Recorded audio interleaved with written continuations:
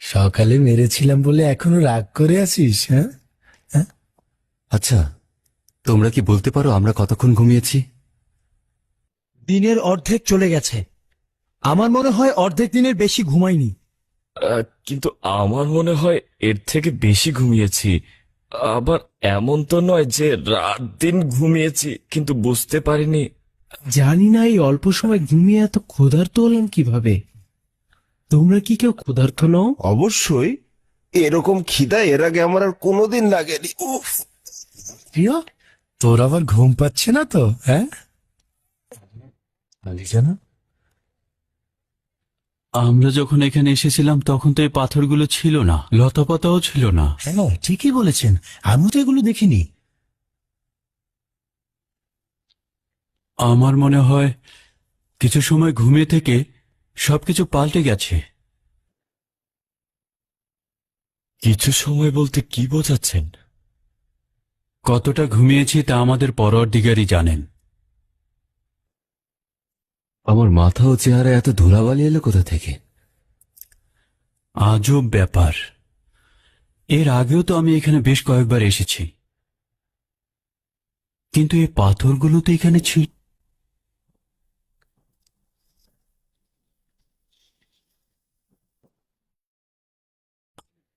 বন্ধুরা, আমরা এখন কি করে আমাদের ক্ষুধা মেটাবো? আফসোস, যদি সাথে করে আর একটু বেশি খাবার নিয়ে আসতাম। এখন এখান থেকে বাইরে বের হওয়া বিপজ্জনক। আমি যাচ্ছি, গ্রাম থেকে কিছুটা খাবার নিয়ে আসি। তুমি যাবে? ঠিক আছে, খুবই ভালো কথা, যাও, কিন্তু একটু সাবধানে যাবে। যাও। ধরো, খাবার দেখে কেউ যেন আবার সন্দেহ না করে, সাবধান। একেবারেই চিন্তা করবেন না, খুব দ্রুতই ফিরে আসবো। খোদা হাফেজ। সাবধানে থেকো। আয় তিমিত্রিয়, চলে আয় আমার সাথে। আয়।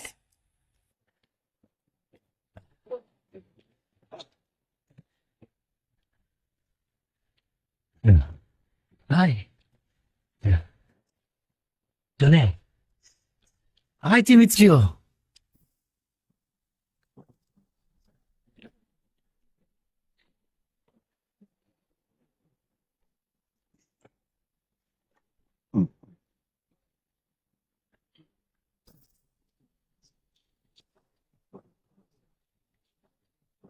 আমার কেন জানি পেরেশানি লাগছে। অ্যান্থোনিয়াসের যেন খারাপ কিছু না ঘটে। তোমার চিন্তা অযথা নয়,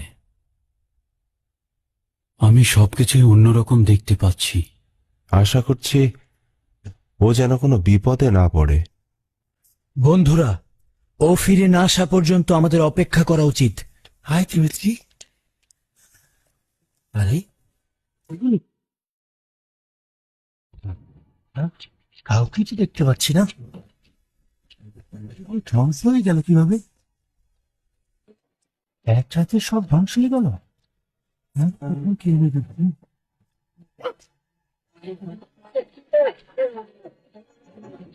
কাউকে তো দেখতে পাচ্ছি না।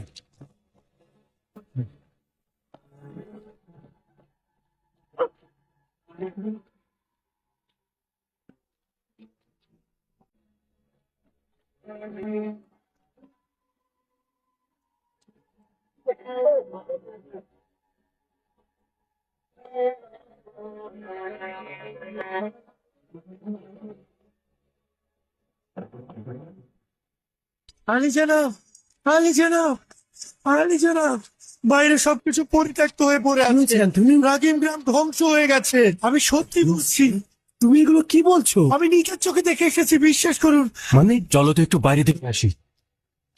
আসুন আসুন, এই যে দেখুন, দেখুন। সত্যিই তো, এই গ্রাম তো মনে হচ্ছে পরিত্যক্ত হয়ে গেছে। ওখানে তো কাউকেই দেখা যাচ্ছে না। আসলে তো গ্রামটা একেবারেই ধ্বংস হয়ে গিয়েছে। আমি একেবারে কাছে থেকে দেখে এসেছি, সেখানে কেউ নেই। ওখানে তো কাউকেই দেখা যাচ্ছে না। আসলে তো গ্রামটা একেবারেই ধ্বংস হয়ে গিয়েছে। আমি একেবারে কাছে থেকে দেখে এসেছি, সেখানে কেউ নেই। মনে হচ্ছে শহরের রূপটাই পড়ে রয়েছে, একটি বাড়িঘরও ভালো নেই, সব ধ্বংস হয়ে গেছে। কি ব্যাপার, কি এমন ঘটলো? কারা এই কাজটা করলো? কোথা থেকে জানবো? হয়তো ডিওক্লেটিয়ানুসের সিপাহীদেরই কাজ হবে। কিন্তু ওরা তা কেন করবে? সম্ভবত আমাদের খুঁজতে ওরা এখানে এসেছিল এবং আমাদের কোনো নিশানা না পেয়ে সবাইকে নির্যাতন করে বাড়িগুলো ধ্বংস করে দিয়েছে। আমরা এখানে না আসলে ওদের আর এই অবস্থা হতো না।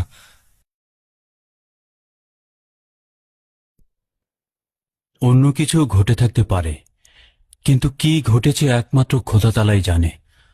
কিছুই বুঝতে পারছি না।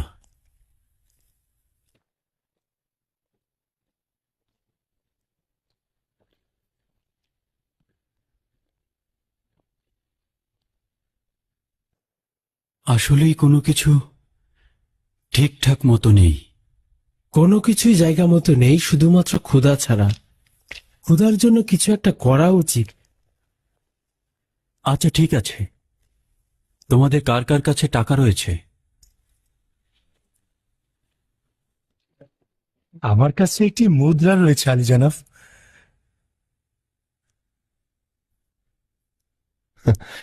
আমরা যে কজন আছি তার মধ্যে অ্যান্থোনিয়াসই তো দেখছি সবচেয়ে বেশি ধনী। আচ্ছা, কোথা থেকে খাবার সংগ্রহ করবেন? ফিলাডেলফিয়া কোলাহলপূর্ণ শহর। এই শহরে ঢুকে খাবার সংগ্রহ করে ফিরে আসা সম্ভব। কিন্তু এটা খুব বিপজ্জনক কাজ। উপায় নেই, অন্যথায় ক্ষুধার জ্বালায় আমাদেরকে মরে যেতে হবে। কিন্তু আমাদের মধ্যে যেই শহরে প্রবেশ করবে সে সাথে সাথে গ্রেফতার হবে, কোনো সন্দেহ নেই। আমি যাব, কেউ আমাকে চিনতে পারবে না। যাবে ভালো কথা, কিন্তু তুমি কি জানো কোথা থেকে হালাল খাবার সংগ্রহ করবে? এটা অত্যন্ত গুরুত্বপূর্ণ। আমাদের কোনো হারাম খাবার খাওয়া উচিত নয়। না, জানি না কোথা থেকে হালাল খাবার সংগ্রহ করব। আচ্ছা ঠিক আছে, আমি নিজেই যাচ্ছি। জনাব ম্যাক্সিমিলিয়ানুস, আপনি হচ্ছেন আমাদের সবার নেতা। আপনি একা একা কেন খাবার আনতে যাবেন? ঠিকই বলেছে, আপনি অনুমতি দিলে আমিও যাব। না না, যত বিপদই আসুক উপায় নেই।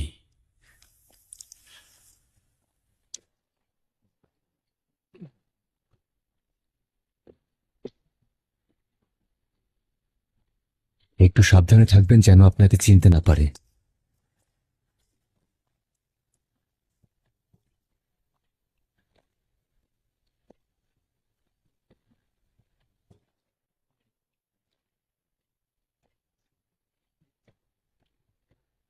আমরা আপনার জন্য চিন্তায় থাকবো জনাব ম্যাক্সিমিলিয়ানুস, জলদি ফিরে আসবেন। চেষ্টা করব আকাশ অন্ধকার হওয়ার আগেই ফিরে আসতে। ফিরতে না পারলে রাতে শহরেই অবস্থান করব। আর যদি না ফিরি তবে গ্রেফতার হয়েছি ধরে নেবে। এটা নিশ্চিত থেকো যে আমার মুখ থেকে কিছুই বের হবে না। তোমরা নিশ্চিন্তে থাকো। খোদা হাফেজ। খোদা হাফেজ।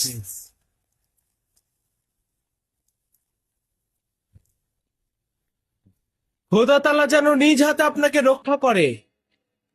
খোদা তাআলা আপনাকে হেফাজত করুক। আফসোস যদি তার জায়গায় আমরা কেউ শহরে যেতে পারতাম। জনাব ম্যাক্সিমিলিয়ানুস, খোদা হাফেজ। নিজের দিকে খেয়াল রাখবেন।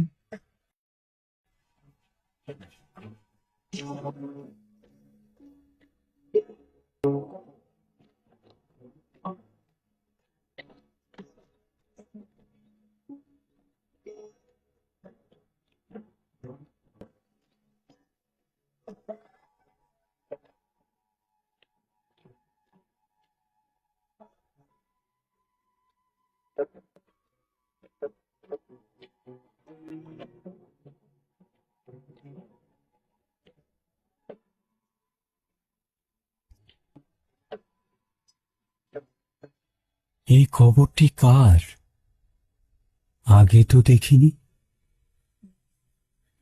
ভুল পথে আসলাম না তো? না, ঠিকই তো আছে। আমরা তো এই পথ দিয়েই গুহার দিকে গিয়েছি। এই গাছটিও তো এখানে ছিল না।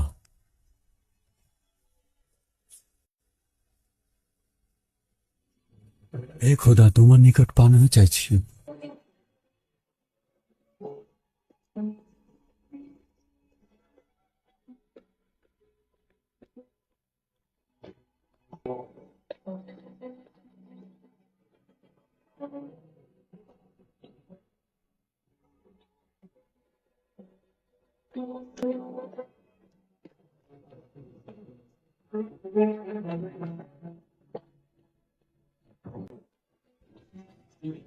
এখানকার অবস্থা দেখে মনে হচ্ছে তো এটা কয়েকশো বছর পূর্বের। এক রাতে এমন হওয়া সম্ভব নয়।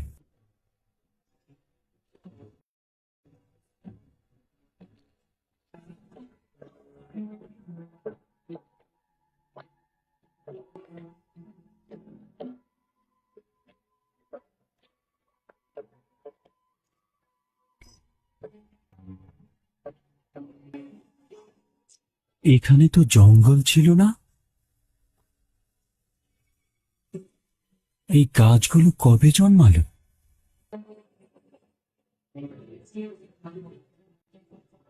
আসার সময় তো এখানে গাছ ছিল না।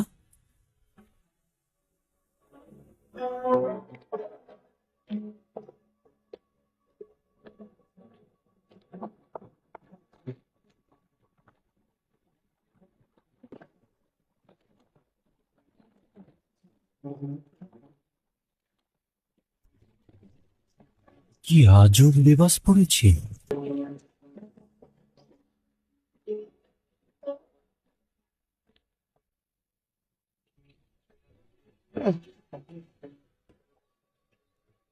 নড়াচড়া কর, হচ্ছে না, নড়াচড়া কর, আয়, চল, নড়াচড়া কর।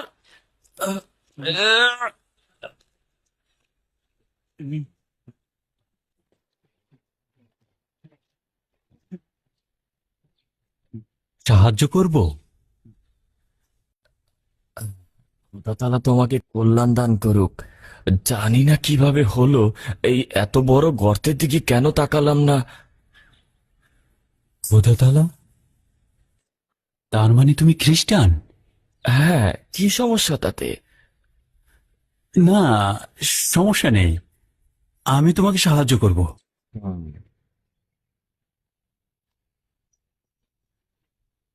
সামনে যাও, লাগামটি টেনে ধরো।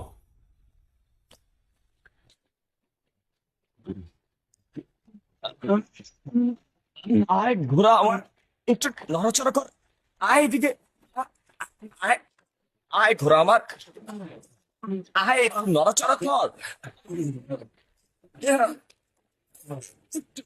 একটু নড়াচড়া কর, একটু নড়াচড়া কর। হ্যাঁ।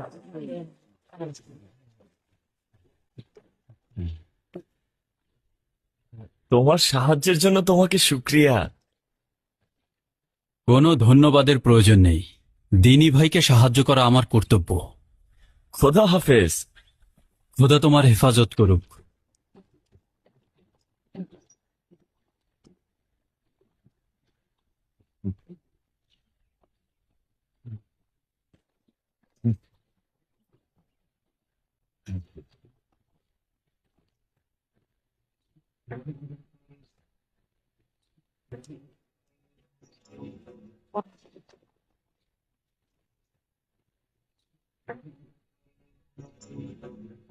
এটাই কি ফিলাডেলফিয়া শহরের প্রবেশ দরজা?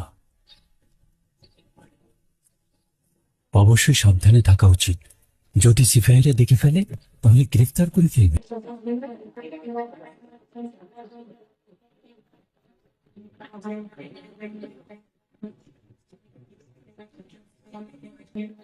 এখানে গাছ,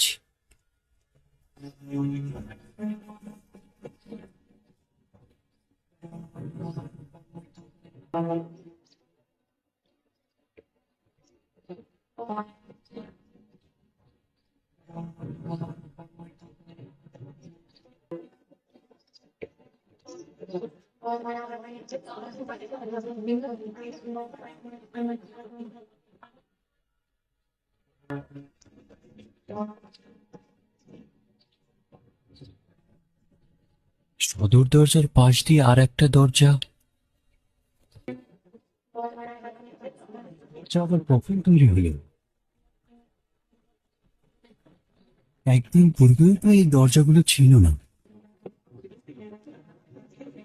এই খোদা সাহায্য করুন।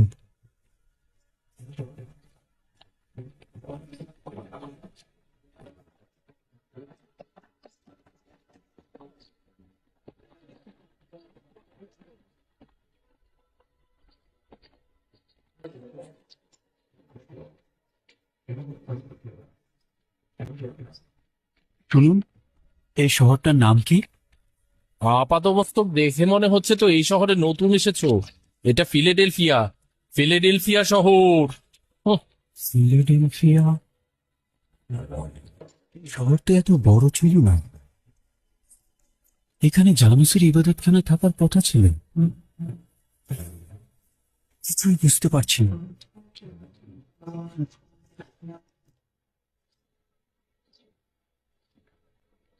দাওনি আমার টাকা, তুমি দাওনি দিয়েছি। আমার টাকা ফেরত দাও। খোদার কসম আমি তোমাকে আমি বলছি দাও।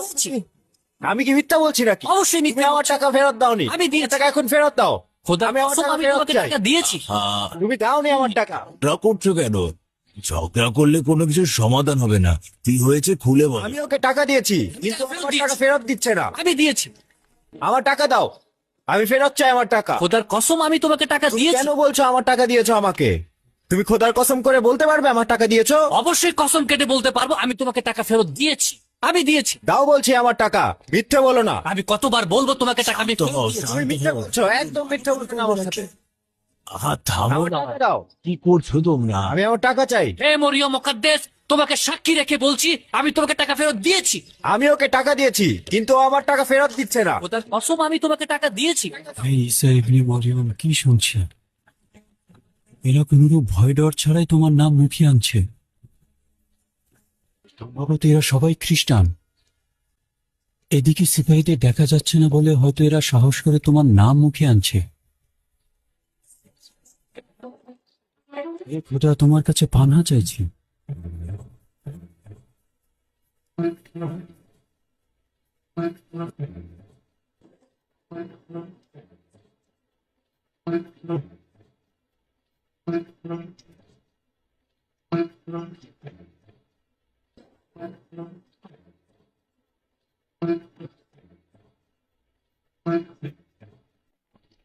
বেহেশত ও জাহান্নাম বলে কিছু নেই।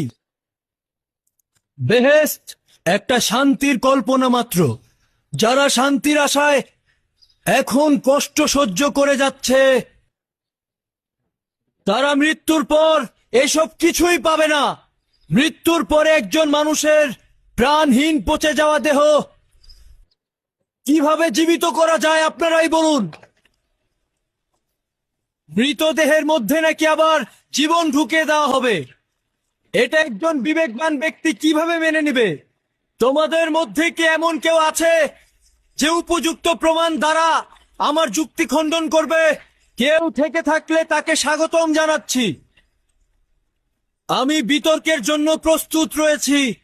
আমার খোদাগণ এবং তোমাদের খোদার কসম, কিয়ামত ও পরকাল বলতে কিছুই নেই। মৃত্যুর পর কেউ জীবিত আজব হবে না। ব্যাপার। তুমি এমন কিছু নিয়ে কসম খাচ্ছ যা তুমি নিজেই জানো না। কি বলতে চাও? আচ্ছা, তুমি কি কসম কেটে বলতে পারো যে দরিয়ার মধ্যে দরিয়ার পরি থাকাটা একেবারেই অসম্ভব? এখন পর্যন্ত এর কোনো অস্তিত্ব খুঁজে পাওয়া যায়নি। দরিয়ার পরি একটা কল্পনা মাত্র। কথার জবাব দাও। তুমি প্রমাণ করতে পারবে যে দরিয়ার পরীর কোনো অস্তিত্ব নেই? না, আমি তো সমস্ত দরিয়া খুঁজে দেখিনি, কিন্তু এটা যে আছে তা তো কেউ প্রমাণ করতে পারেনি। আচ্ছা, তুমি কি ভিন্ন কোনো দুনিয়া থেকে এখানে এসেছো? না, ভিন্ন দুনিয়া বলতে কিছু আছে তা আমি বিশ্বাস করি না। বুঝলাম, তুমি ভিন্ন কোনো দুনিয়া থেকে আসোনি। আচ্ছা, অন্য কোনো জগতের কোনো মুসাফির বা কোনো সাক্ষীর সাথে কি তোমার মোলাকাত হয়েছে? না, আমি বিশ্বাস করি না এমন কোনো অস্তিত্ব বিরাজমান আছে, এবং কল্পনাও করি না এমন কোনো সত্তার অস্তিত্ব রয়েছে। তোমার কসম কাটা দেখে মনে হচ্ছে তুমি একবার মৃত্যুর স্বাদ নিজে গ্রহণ করে আবার ফিরে এসেছো, এবং নিশ্চিত জেনে এসেছো যে মৃত্যুর পরে কিছু নেই। আর মৃত থেকে জিন্দা হওয়া কোনো ব্যক্তির সাথে মোলাকাত করে তার উদ্ধৃতি দিচ্ছ। আমি বিশ্বাস করি যে মানুষ মরে গেলে পচে যায়, মৃত মানুষ কখনো জীবিত হয় না, আর এটাই চরম সত্য। তার চেয়ে এটা বলো যে আমরা মৃত ব্যক্তির জিন্দা হওয়া দেখিনি। আর এটা মিথ্যা যে অগণিত আম্বিয়া তাদের ঐশী ক্ষমতার বলে অসংখ্য মানুষকে জিন্দা করে তুলেছেন। আমি নিজের চোখে যা দেখিনি তা কখনোই বিশ্বাস করব না।